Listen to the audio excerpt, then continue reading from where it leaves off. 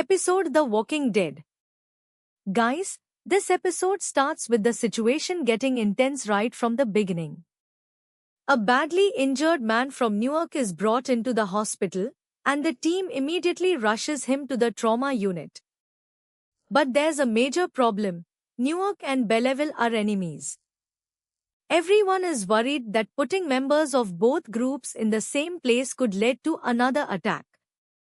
But at the same time, the doctors have a responsibility to save lives, no matter which side these people are on. Newark claims that Belleville attacked them. But Belleville is saying the exact same thing about Newark. So now, nobody knows who is actually telling the truth. The team finally decides that they have no choice but to treat everyone, even if they're enemies. To keep things under control, they confiscate the weapons from both sides and place guards around the hospital.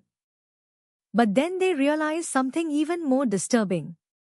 The light they turned on may have revealed their location.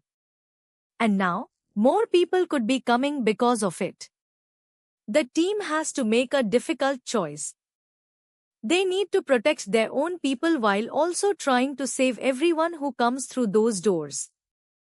But before they can even figure everything out, more people start arriving. Now the biggest question is, what is really happening between Newark and Belleville? Are these two groups actually attacking each other, or is someone else manipulating both sides and turning them against each other? And if they finally discover the truth, could these two enemies be forced to work together?